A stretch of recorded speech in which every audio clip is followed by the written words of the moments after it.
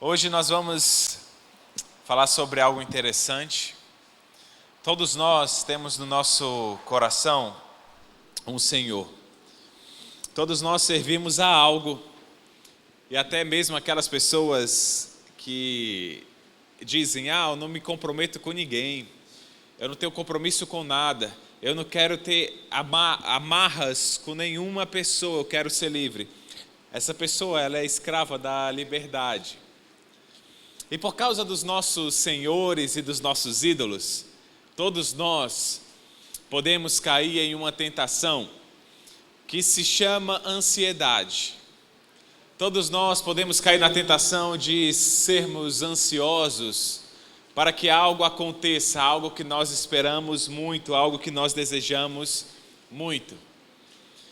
E essa ansiedade nos faz viver uma vida de escravos do medo, escravos da impaciência, escravos muitas vezes de nós mesmos. E hoje nós queremos refletir sobre em quem nós devemos confiar quando as coisas parecem que demoram. O título da mensagem de hoje não é esse, mas é Confiando no Tempo de Deus. Nós queremos viver a nossa vida de acordo com o nosso tempo. Queremos que as coisas aconteçam quando nós queremos, que as coisas apareçam quando nós queremos. Só que nós devemos aprender a confiar no tempo de Deus. A Bíblia vai falar que Deus preparou cada coisa no seu tempo. E nós vamos ver diversos versículos que Deus é o Senhor do tempo. O tempo está dentro de Deus e não Deus está dentro do tempo. E que toda vez que o ser humano ele tenta apressar o tempo de Deus, isso acaba em destruição.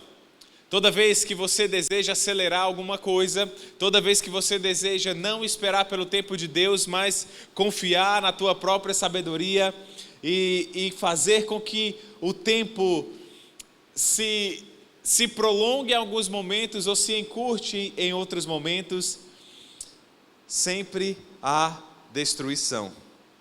Há pessoas que deveriam esperar mais, há pessoas que não deveriam mais esperar tanto. Nós devemos sempre confiar no tempo de Deus. Mas para nós falarmos sobre tempo, eu queria começar não com um versículo, mas com uma teoria e um conceito. Você acredita que o tempo é constante, sim ou não? Eis a questão. Você sabia que... Bom, você está pensando ainda, né? O tempo é constante, o segundo é um segundo? É um segundo. Mas você sabia que a sua cabeça envelhece mais rápido do que os seus pés? Sério, pastor? Como assim? Eu não estou entendendo nada. Que loucura é essa? Albert Einstein, ele se tornou conhecido com a sua teoria da relatividade. A teoria da relatividade é que o tempo, ele sempre está relacionado a um ponto de referência. Por exemplo, se você viaja a uma velocidade muito grande, o tempo ele fica mais lento para você. Como o nosso pé está mais próximo da terra, o tempo aqui, mais próximo da terra, passa mais devagar do que a nossa cabeça. O que quer dizer? Se você entrar num foguete, você for até o espaço, lá o tempo ele passa mais devagar. Bom, quem aqui já assistiu o filme Interestelar? Quem já assistiu? Ele é um ótimo filme para você entender essa teoria do tempo. Você lembra quando eles desceram em um planeta para encontrar um amigo deles que estava perdido? Quando eles veem ao longe uma montanha, e aí é todo rodeado, uma montanha imensa. E aí eu amo essa música, o nome dessa música se chama Mountains, do Hans Zimmer. É muito legal para você ouvir. E essa música, ela tem uma batida de cada segundo. A cada segundo é um ano para as pessoas que estão na Terra.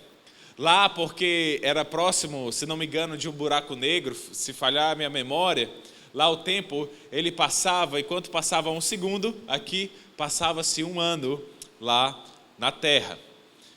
E aí quando eles veem de repente que aquelas montanhas não eram montanhas, na verdade eram ondas gigantes, por causa da gravidade lá do buraco negro, a onda era gigante, porque você sabe que a maré aqui do nosso planeta, ela é determinada pela força da gravidade da Lua sobre a Terra. E você sabe que a gravidade não é uma força, simplesmente há uma força que está puxando, mas é uma deformação no espaço-tempo que... Bom, vamos mudar de assunto, né? Já tem gente me olhando assim, meu Deus, o que é isso?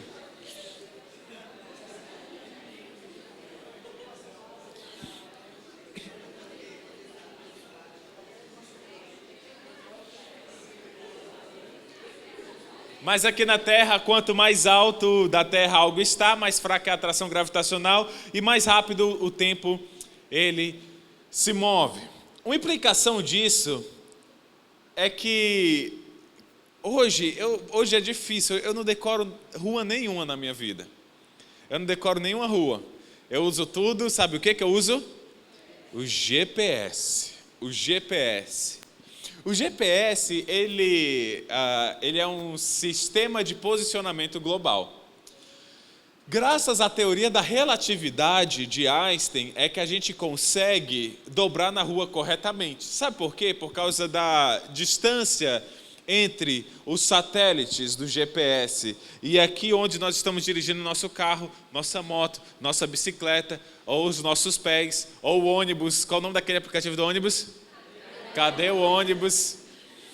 Só é possível saber por causa da teoria da relatividade e eles compensam o tempo através dessa teoria, por isso que a gente sabe, dobre à direita, à esquerda, porque senão, se perdesse esses cálculos, a gente estaria totalmente confuso.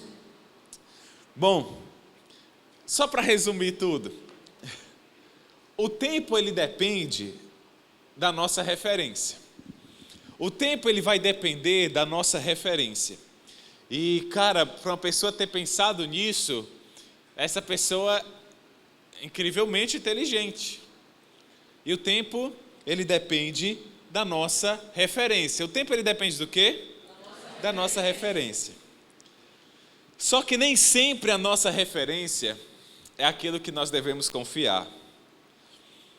É importante que nós confiemos o nosso tempo àquele que está fora do tempo, aquele que sabe quando as coisas devem acontecer, porque para nós o tempo passa diferente.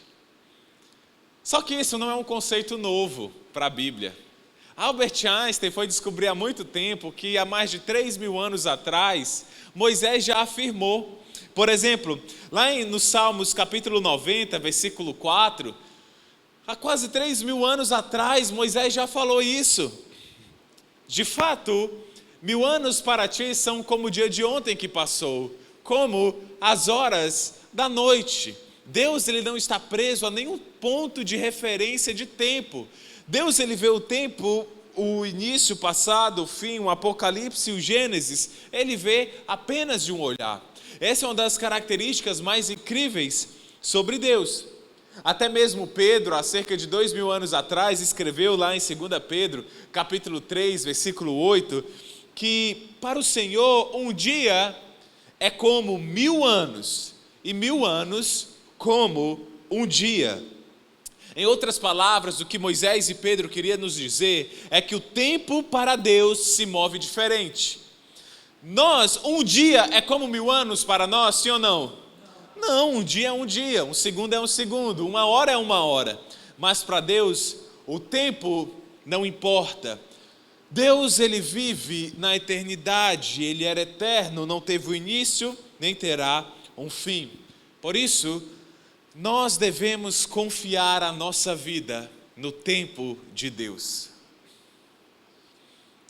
Eu converso com algumas jovens e não é só você, jovem, mas diversas jovens. E eu vou dar um exemplo aqui. Uma jovem vai pensar, poxa, o pastor está falando daquilo que eu falei. Mas várias jovens já falaram sobre isso. comigo ou com outros líderes. A paixão. Muitas jovens se sentem inquietas, esperando o amado, o príncipe, o cavaleiro, vindo no cavalo pangaré branco, ou mesmo no jumentinho, ou mesmo nos seus sapatos olímpicos. Não importa, pastor.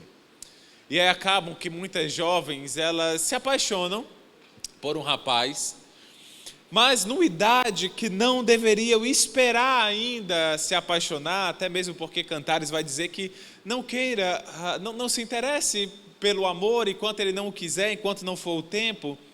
Muitas acabam tomando decisões erradas, apressando o tempo e acabam se frustrando porque não esperaram no tempo de Deus.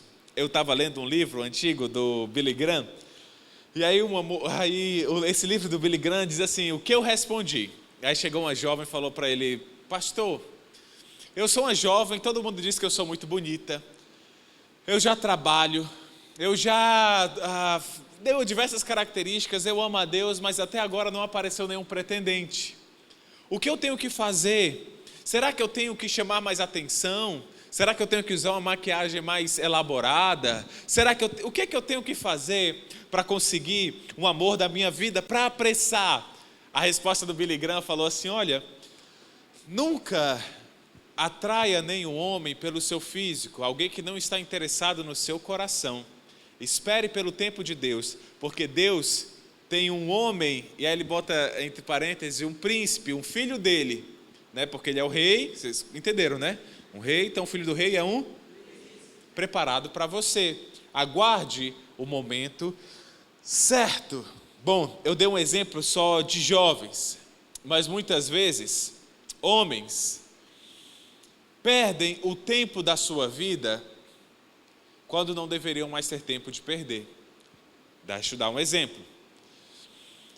Quando você é criança, você tem duas tarefas, basicamente. Algumas tarefas, vamos lá, você tem que aprender a andar, né? Parabéns, muitos de vocês já conseguiram, alguns nem tanto, mas estão trabalhando nisso.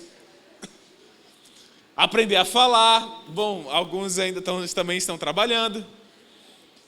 E aí você vai começar a aprender algumas regras matemáticas, né? Por exemplo, quanto é 3 vezes 3? Muito bem, alguns não responderam, ainda estão trabalhando nisso. E a vida é fácil.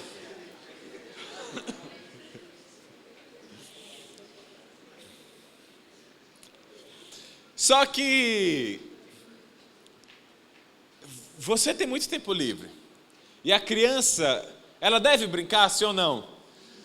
Com certeza, eu me lembro até hoje, quando era criança, eu pensava que eu tinha poderes, eu tinha um poder de congelar as coisas, eu inventava no bairro onde eu morava, prédios inimigos e o pessoal do fogo, eu gostava do Avatar, a lenda de Aang, eu sei lá, não existia nem o poder do gelo, mas era o único com o poder do gelo. Eu me amarrava, isso desenvolvia. Também eu não tinha Super Nintendo, mas na casa do meu amigo ele tinha. E ele não podia entrar, mas eu ficava segurando na grade, olhando ele jogando Mario ali por 3 horas. Porque eu não tinha um Super Nintendo. Bom, desgraçado, podia ter me chamado para entrar, né? Agora...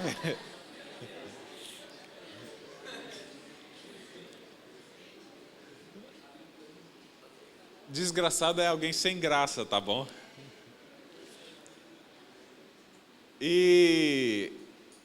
Mas aí quando você é criança, você pode jogar, você pode se divertir, você pode passar bastante tempo. Só que, à medida que nós vamos envelhecendo, nós temos que nos desapegar a essas percas de tempo.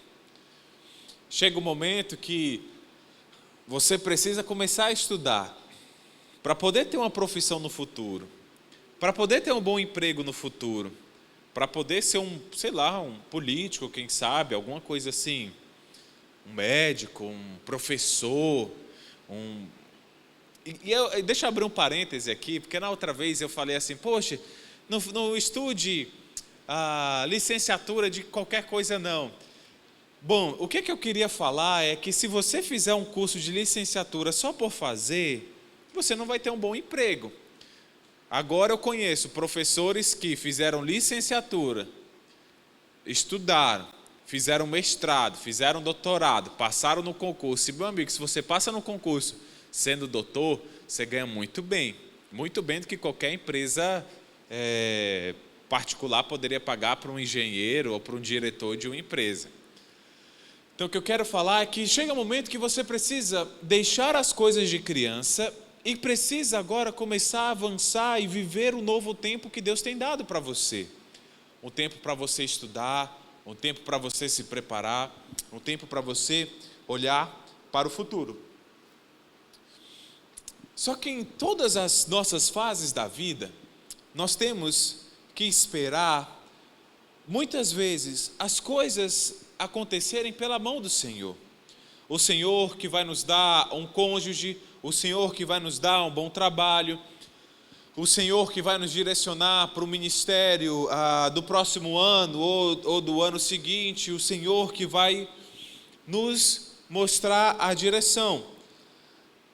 E muitas vezes podemos pensar que Deus ele demora.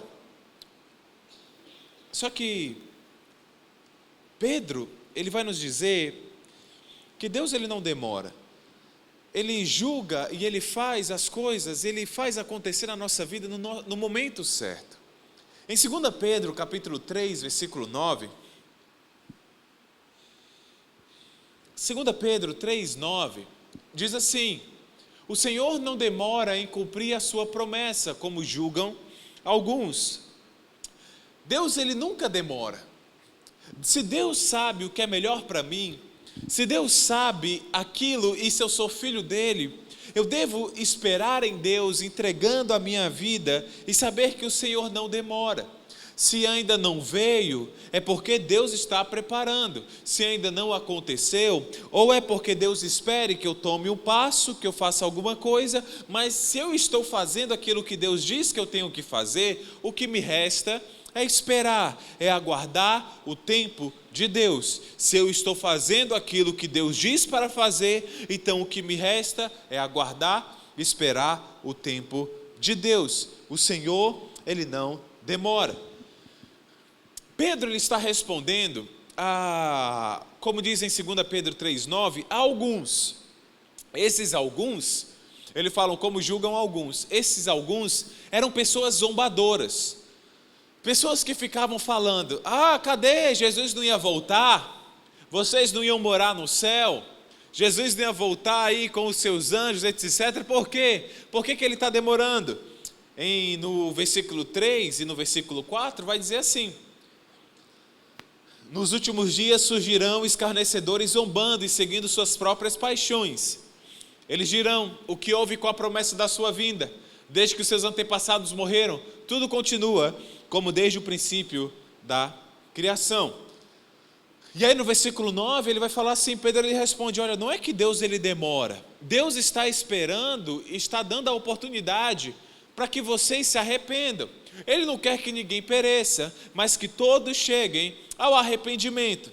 Se Jesus tivesse voltado, eu não teria nascido, eu não teria entregue minha vida a Ele, eu não seria salvo, e talvez você também não, porque eu sou mais velho, acredito, do que todos vocês, ou pelo menos da maioria. Então Deus esperou até esse momento para que fôssemos salvos. Talvez você não fique falando como: por que Jesus não voltou ainda? Porque você sabe que deveria ser salvo. Mas talvez você fique se perguntando: por que esta coisa que eu tanto espero não aconteceu ainda? Nós podemos clamar como salmista no Salmo 13:1: até quando, Senhor? Até quando esquecerá de mim? Até quando o Senhor não ouvirá a minha oração? Se Deus ainda não mandou, não é o tempo certo. Deus quer que você cresça em alguma área. Deus quer que você se desenvolva. Não apresse o tempo de Deus. Apressar o tempo de Deus pode se envolver em todas as áreas. pode se envolver em um trabalho, pode ser em um namoro, pode ser em um relacionamento sexual, pode ser em você, sei lá, você falar com 16 anos, você falar, eu quero começar a fazer uma academia. Bom, não é problema com 16 anos você começar a fazer uma academia, mas é problema você fazer uma academia com 16 anos se você não tem tempo para estudar, se você não tem tempo para se preparar, se você não tem tempo para passar numa faculdade, em preparar o seu campo, como diz lá em Provérbios. Olha só que interessante o que diz em Provérbios. Provérbios diz o seguinte: olha, primeiro termine o seu trabalho a céu aberto, primeiro prepare o seu campo, depois constitua a família. O que Provérbios quer nos ensinar, o que Salomão, depois de Jesus, o homem mais sábio que andou aqui nessa terra, ele está querendo nos ensinar o seguinte: olha, não se envolva em um casamento, não se envolva em um relacionamento, enquanto você não se preparar a sua vida profissional, enquanto você não sabe como poderá sustentar uma mulher, ou você mulher. Nós vivemos em dias terríveis, e sim, o ideal na Bíblia seria que a mulher ficasse em casa cuidando dos seus filhos, porém eu conheço o caso de muitas mulheres hoje, que o seu marido é um marido ruim, um marido abusador, um marido violento. Essa mulher, ela não consegue, mesmo esse marido tendo traído ela, e Jesus falou que através da traição e da imoralidade, permitiria o divórcio. Mas essa mulher, ela não consegue se divorciar do seu marido, e ela tem que aguentar traição a traição. Algumas dessas mulheres até contraem um HPV. O HPV, ele é um vírus que não causa nada para o homem, mas para a mulher dá câncer no útero. E por que essas mulheres não conseguem se livrar desses maridos ruins? É porque elas não têm uma fonte de renda, elas não sabem trabalhar, elas não se prepararam, elas se envolveram muito cedo. Muitas delas casaram com 16 anos, 17, 18. Então mesmo, mulher, quando você casar, se o seu marido for um homem de Deus, se o seu marido for um homem que você confia e você vê nele frutos de humildade, frutos de confissão, de alguém que quer agradar a Deus e que ama Jesus acima de você, eu indicaria você não trabalhar, cuidar da sua família, cuidar dos seus filhos que são presentes do Senhor. Mas jovem, você que é jovem, mulher, estude, se prepare. Passe na UAB se você fez um direito. Passe numa faculdade se você ainda não passou. Se você não precisa ser na UFAM, porque na UFAM só tem maconheiro agora. E eu estudei na UFAM. É até uma vergonha hoje. Você dizer, antigamente a UFAM, quando eu estudei lá, era um negócio assim fantástico, as pessoas queriam entrar. Hoje, quando o pessoal já fala assim, tu estuda na UFAM, o pessoal já guarda o celular, a carteira. Porque a mentalidade socialista destruiu, principalmente com os cursos de humanas. Até hoje a UFAM não voltou com as suas aulas presenciais. Tá para vir o Covid-20 e a UFAM não volta. Por quê? Estabilidade dos funcionários públicos. Recebem, e quando todo mundo falava assim, fique em casa, aí coitado do dono da padaria ficando em casa, coitado do cara que vende Tucumã na rua ficando em casa, cuidado da pessoa que dava palestra ficando em casa, as pessoas perderam seus empregos, não tinham o que comer. Hoje a gente vive numa crise,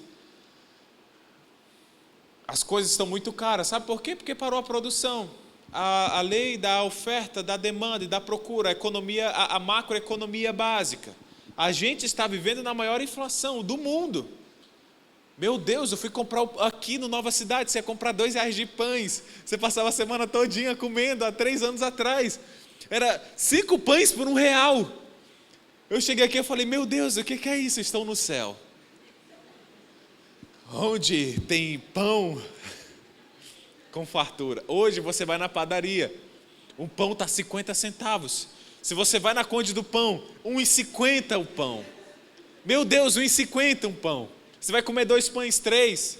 O Genilson que come 10, coitado.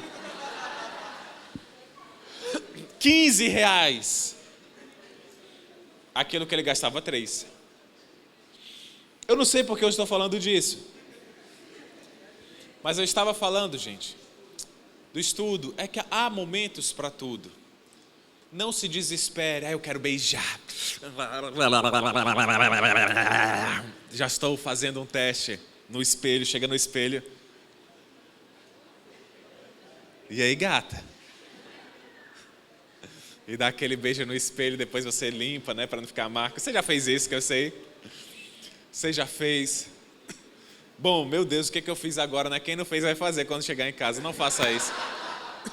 Não faça isso, por favor.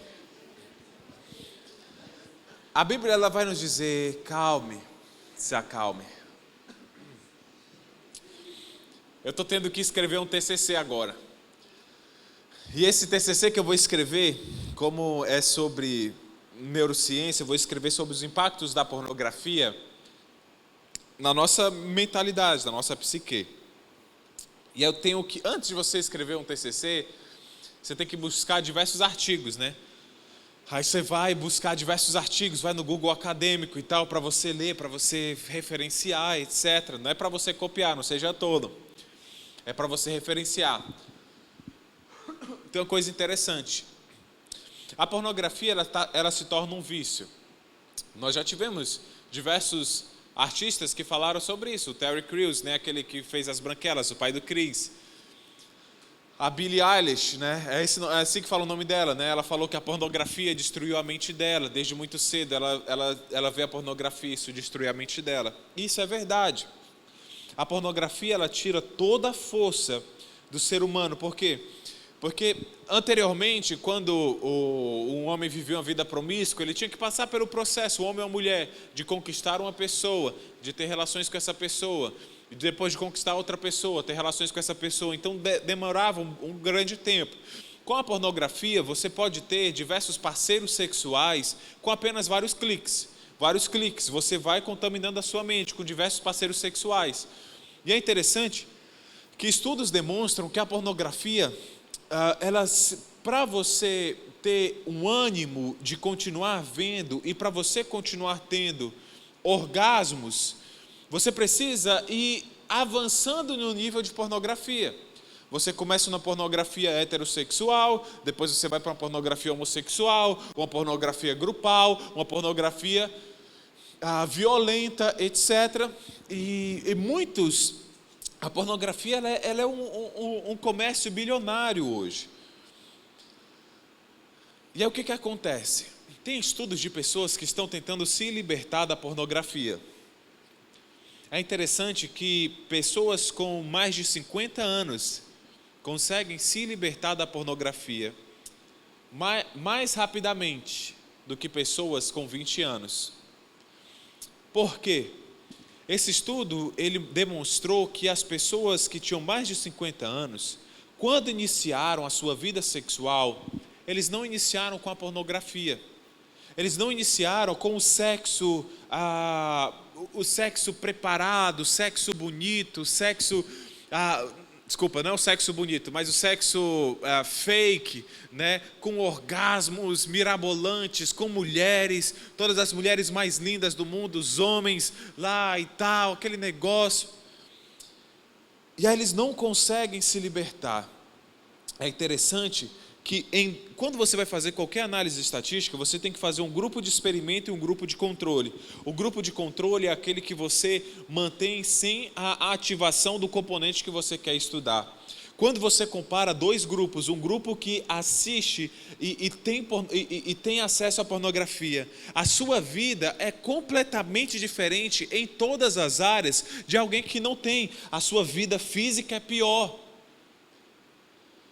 A sua vida intelectual é pior. O seu casamento é pior. Tudo é pior. Mas o que acontece quando você chega hoje na sua casa? Você tem anseios sexuais, tanto homens quanto mulheres. 66% das pessoas que acessam a pornografia são homens, 33% são mulheres. Essa sua necessidade, esse seu desejo sexual que acontece em todo homem e toda mulher, Ele deve te impulsionar a não acessar a pornografia, mas deve te impulsionar a trabalhar com mais força. A testosterona, que é um hormônio masculino, quando ela está em níveis altos, ela te ajuda a ter mais força, a ter mais garra, a ter mais vontade, a correr atrás. Porém, também já presenciou-se em estudos que homens com acesso à pornografia têm níveis mais baixos de testosterona. Mais uma vez, a palavra de Deus é certa quando ele diz que nós devemos esperar o sexo para o casamento. Jesus, ele mesmo afirmou que eu não posso olhar para a mulher, lá em Mateus 5, e desejá-la no meu coração. Ou uma mulher desejar um homem, ou uma mulher desejar outra mulher em seu coração, e esse desejo sexual, sabe por quê? Porque Jesus fala que nunca devemos ter desejo. Isso eu li no livro Discipulado, do Dietrich Bonhoeffer. Ele diz que nunca, o discípulo de Cristo, ele nunca deve ter desejo sem amor. Então, sempre quando um cristão vai se relacionar sexualmente, o amor deve ter vindo antes. E o amor, ele faz o quê? O amor tudo espera, tudo suporta, tudo crê. Você, jovem, mulher, homem, você vai se preparar, você vai se guardar. Lá em Provérbios 31 diz que a mulher sábia, a mulher lá de Provérbios 31, ama o seu marido todos os dias da sua vida. E todos os dias da sua vida, até mesmo antes de você se casar. Nós devemos esperar o tempo de Deus. Nós devemos esperar as estações que Deus nos manda. Nós devemos aguardar no Senhor. Eu falei apenas de uma área, mas falo também em outras áreas também, em áreas profissionais, em áreas de nossas expectativas, aquilo que esperamos. Deus, ele não é lento. Ora, é impossível que Deus seja lento. Deus criou a velocidade da luz. Alguém sabe a velocidade da luz de cabeça? Bom, eu não sei, eu sabia, mas agora eu esqueci. Deus, ele criou a velocidade da luz. Ele criou um universo que aproximadamente tem 93 bilhões de anos-luz. Um ano-luz é um ano viajando na velocidade da luz, essa é a distância. Deus criou todas essas coisas, é impossível que ele se atrase. É impossível que ele não saiba o que está fazendo. É impossível que ele erre. Por isso que você pode descansar. A gente pode confiar a nossa vida em Deus.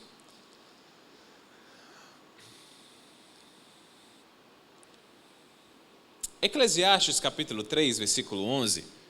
Eu queria ler com você. Esse é um versículo muito importante. Eclesiastes capítulo 3, versículo 11.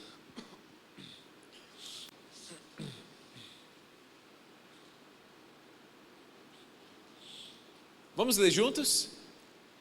1, 2, 3 e já.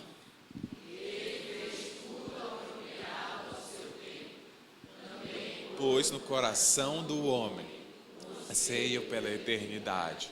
Mesmo assim, ele não consegue compreender o que Deus fez.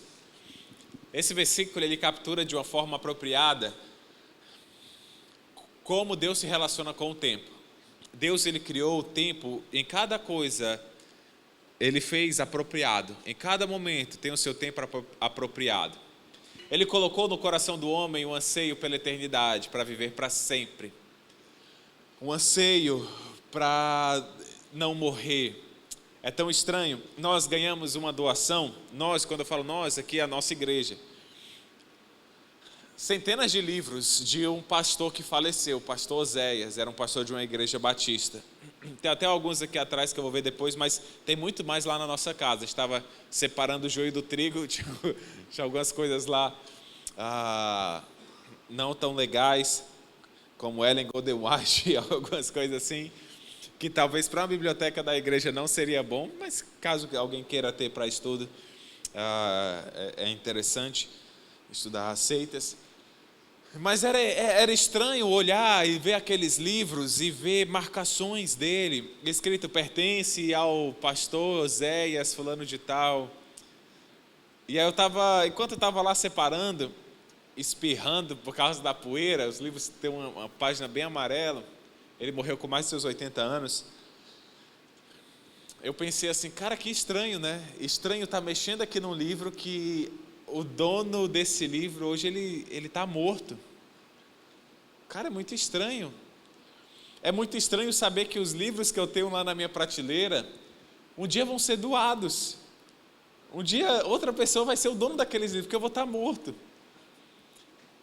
A roupa que hoje você gosta tanto, né? Aquela blusa que quando você chega em casa depois do culto, né? Você tira e já coloca assim. Nem lava muito para não perder a cor. Cara, se você não usar, quando você morrer, a sua mãe vai embrulhar tudo, sei lá, vai doar para a caridade. A sua mãe não, né? O seu filho, não sei.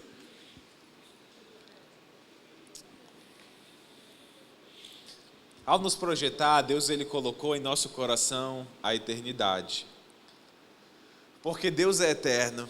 Diz isso em Deuteronômio capítulo 33, versículo 27. Deuteronômio 33, 27.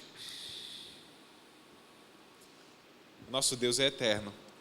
E esse desejo de eternidade nos faz buscar aquele que é eterno, o eterno. Só que Deus, como diz lá em Eclesiastes 3:11, Ele nos deu uma visão limitada. E eu gosto de fazer esses estudos mais filosóficos da Bíblia. Se Deus colocou o desejo na eternidade no meu coração, mas Deus não me deu nessa terra uma visão da eternidade.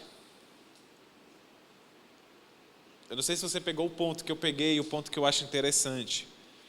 É que nós queremos conhecer a eternidade, queremos conhecer todo o tempo, queremos saber o que vai acontecer, queremos saber quando vai acontecer. Isso nos faz buscar a Deus, porque a gente não sabe o que vai nos acontecer amanhã. Você sabe o que vai acontecer amanhã? Não sabe. Sabe ou não sabe? Não. Vamos acordar, gente. Fala assim, você tá esperto aí? Você preferia estar assistindo Teletubbies? Se for, não tem problema. A gente traz aqui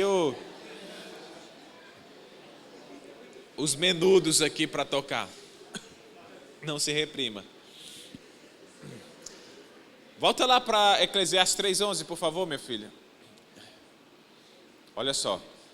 Deus pôs no nosso coração um desejo pela eternidade, mas a gente não consegue entender porque nós não sabemos o que vai nos conhecer amanhã. Então, esse desejo por eternidade nos faz buscar o Deus eterno. Em quem eu devo confiar o meu amanhã? Em Deus. Tem até uma música que eu gosto muito que diz assim: eu vou descansar. Você conhece a música? Pois já entreguei meu amanhã nas mãos de Deus. A última palavra vem de Deus. Obrigado, tá bom. Então olha só que interessante. É tão importante nós confiarmos o nosso amanhã nas mãos de Deus, porque isso é liberdade, gente. Isso é liberdade. Quantas vezes as nossas maiores preocupações não acontecem? A gente se preocupa tanto com algo, meu Deus, amanhã vai acontecer tal coisa, e meu Deus, eu vou ter que fazer isso e que. E eu estou falando de mim. E a gente fica ansioso por algo que ainda nem aconteceu. A gente fica ansioso por algo que a gente nem sabe se vai acontecer.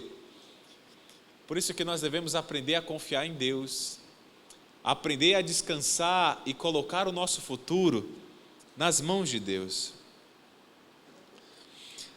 Abre para nós aí Provérbios capítulo 3, versículos 5, vamos ler até o 6.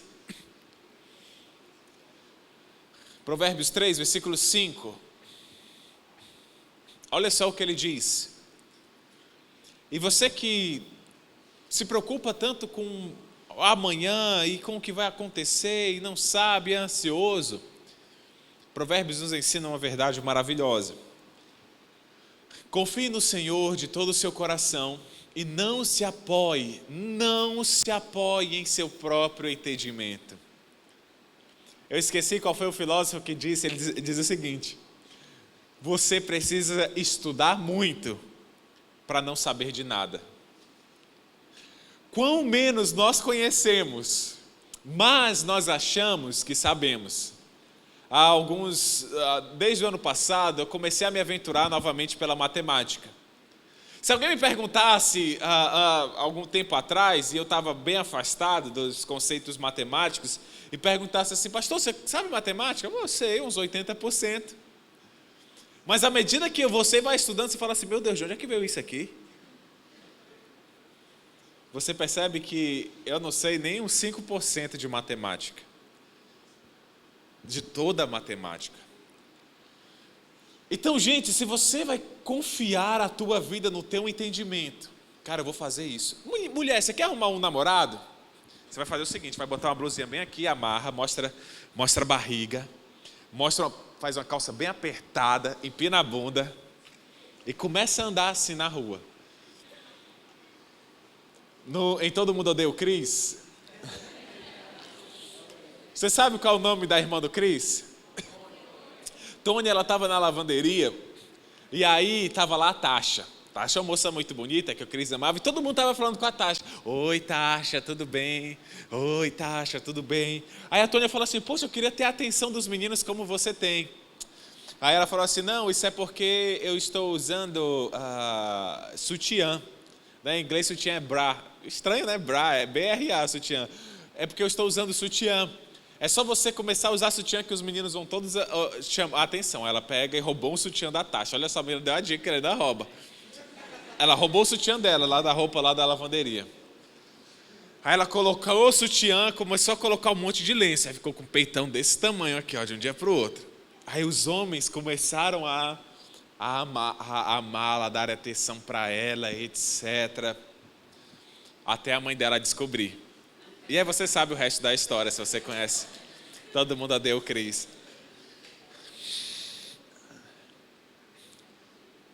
Qual o problema? Você vai estar apressando algo que Deus não quer ainda para você. Não tem problema você ser uma mulher bonita, mas para o seu marido. Não tem problema você usar uma maquiagem, se vestir bem, se vestir bonita, mas sem chamar a atenção para o seu corpo, chame a atenção para o seu rosto.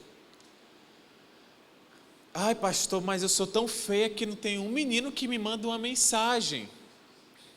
Bom, tem uma coisa engraçada. É que Deus, Ele gosta de casar feio com bonito. Então, se você é feio, Deus vai te mandar uma mulher bonita. Se você é uma mulher bonita, você já sabe.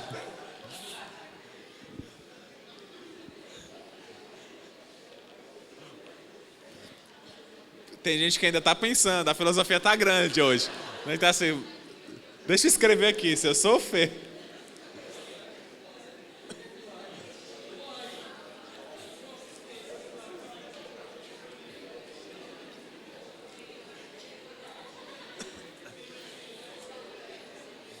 O que você deve fazer? O que você deve fazer?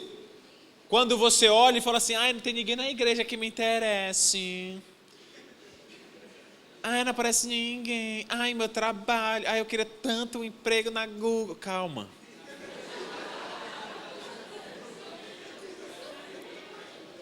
O que você deve fazer? Confiar no Senhor. Obrigado, Ismael. É a única que... Vamos ler o versículo?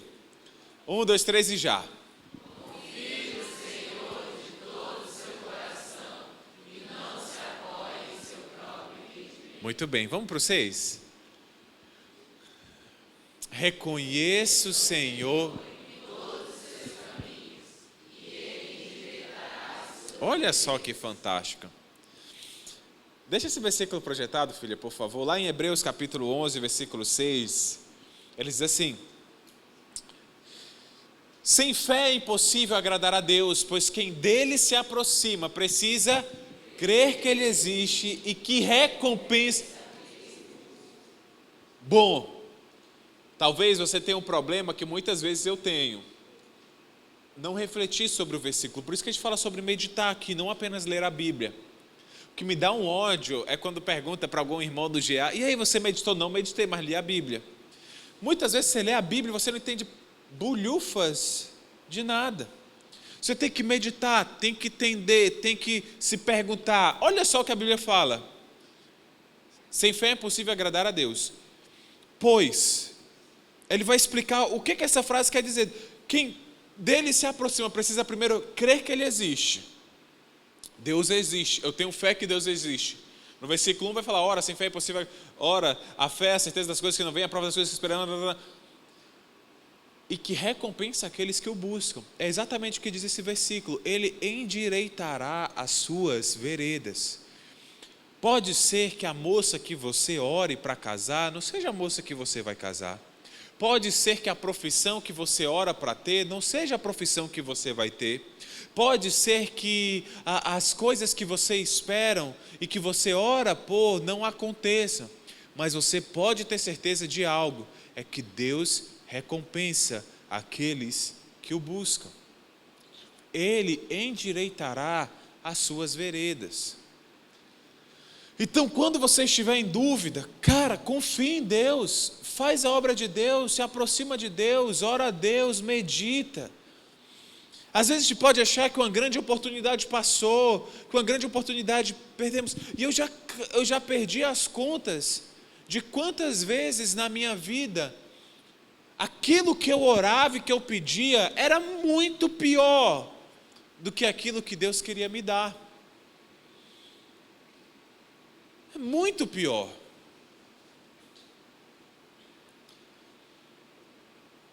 Então a gente tem que confiar. A gente tem que esperar. O Senhor é bom. Voltando para Eclesiastes 3, ele diz assim, a partir do versículo 1. Para tudo há uma ocasião e um tempo para cada propósito debaixo do céu. Tempo de nascer, tempo de morrer, tempo de plantar e tempo de arrancar o que se plantou. Tempo de matar, tempo de curar, tempo de derrubar, de construir, tempo de chorar e de rir, tempo de prantear e tempo de dançar. Tempo de espalhar pedras e tempo de ajuntá-las. Tempo de abraçar e tempo de se conter. Olha, deixa eu só dar abrir um parêntese aqui. Volta para o versículo 4. Isso. Olha só, tem tempo de chorar e tempo de rir, tempo de prantear e tempo de dançar. Tem tempo, o crente pode chorar, sim ou não? Mas chorar o tempo todo? Não. Então, gente, tem algumas pessoas que querem chamar a atenção pelos seus sofrimentos. Tinha até uma jovem, né? Uma jovem que minha esposa era bem próxima, e aí a gente sempre perguntava como é que estava. Ela começava a rasgar de problema, isso, aquilo, outro, e como eu sou sofrido, como eu tenho essa doença, como eu tenho aquilo, como eu tenho aquilo outro, como eu sou isso, como eu sou aquilo. Aí a gente vai ouvindo, mas chega numa hora que fala assim, tu tem que parar de reclamar, tem que parar de chorar. O que a gente percebeu? Que aquela pessoa, aquela jovem, ela queria chamar atenção demais. E algumas pessoas só conseguem chamar atenção pelo sofrimento. Olha como eu sou um coitadinho, olha só, eu sou um pastor, eu estou entregando a minha vida. Toda vez que eu subo aqui é um peso, eu estou morrendo. Não, gente. Há tempo que de fato você precisa de alguém para lhe consolar, alguém para lhe ajudar, o momento que você está sofrendo. Mas todo o tempo, aí vai para o versículo 5, há tempo de abraçar e tempo também de se conter. Há tempo também que eu não consigo mais fazer nada. Eu vou, suporto, ajudo, mas à medida que eu olho, e essa pessoa, ela quer ganhar promoção, quer ganhar mensagem, quer ganhar abraço, quer ganhar coisa, quer ganhar tempo, quer roubar o tempo, chamando a atenção apenas porque sofre tanto. Não, acho que você está buscando o Deus errado. Deus não sou eu não, tá? Você tem que buscar mais a Deus. A essa jovem, depois que a gente falou isso, minha esposa, né? Eu não tenho coragem de falar essas coisas não. Cara, ela começou a crescer. Começou a crescer. Hoje é uma jovem fantástica. Fantástica essa jovem. Mas sabe quando ela começou a crescer? Quando ela desistiu da autocomiseração. Com a jovem eu não consigo falar não, mas com o homem eu consigo. E aí certa vez veio um rapaz, um jovem chegar para mim falando, estava fedendo o jovem. Estava largado assim as traças. Ele mesmo já tinha se largado a lama. E aí começou a falar um monte de coisa, começou a falar como estava ruim, como estava difícil, como estava isso e aquilo. Aí eu percebi o que ele estava falhando, exortei ele em amor, dei 2 tapas, acorda menino. Brincadeira, não dei 2 tapas não. Reage! Cara, a partir disso daí começou a estudar, começou a trabalhar, começou a vencer as tentações que tinham. Deixa de frescura, há tempo de chorar, mas está tempo também de rir, tem tempo de dançar também. Tem tempo de procurar, tempo de desistir, tempo de guardar, tempo de lançar fora, rasgar, costurar, calar, falar, amar, odiar, lutar e viver em paz. Há tempo para tudo. Sim ou não? Sim. Até mesmo Jesus, ele não veio em uma data qualquer. Ele não estava lá no céu tocando a harpa dele. Olha o barulho da harpa, né? É porque é a harpa de Jesus. É uma harpa bateria. É a harpa, mano. Jesus não estava lá no céu, caramba, que oração. Pô, dá para ir agora, né? Lá para a terra. Dá. Valeu, pai, já volto. Não foi assim. Até me sinto mal falando dessa forma, né? Estranho. Porque não foi assim. Em Gálatas capítulo 4, versículo 4, diz que foi, Gálatas 4:4, diz que foi na plenitude do tempo, Deus enviou o seu filho, nascido de mulher, nascido debaixo da lei, na plenitude do tempo.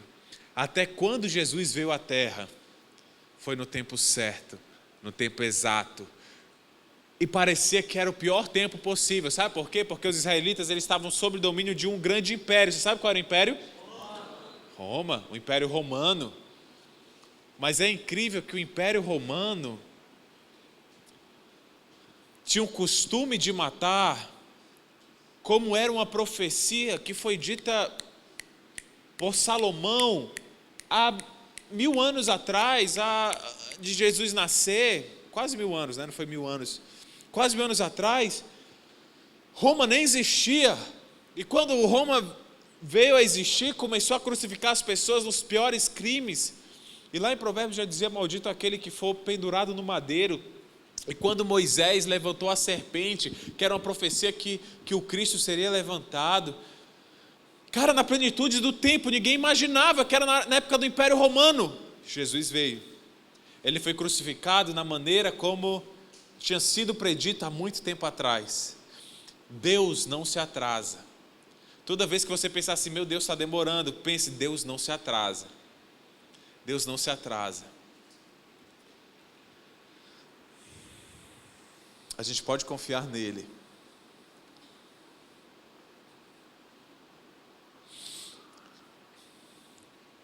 Até mesmo quando ele morreu, ele falou, antes dele morrer, ele falou, sabe o quê? É chegada a hora. Todo tempo as pessoas queriam levantar ele e botar ele como Messias, ir contra Roma, e fazer uma revolução. Ele falava, a minha hora ainda não chegou. Quiseram matar Jesus. Você percebeu que Jesus teve um momento que ele fugiu da morte? Procuraram matá-lo, Jesus fugiu. Mas quando chegou o momento certo, ele fala assim, é chegada a hora. A minha hora chegou. E ele se entregou para ser crucificado.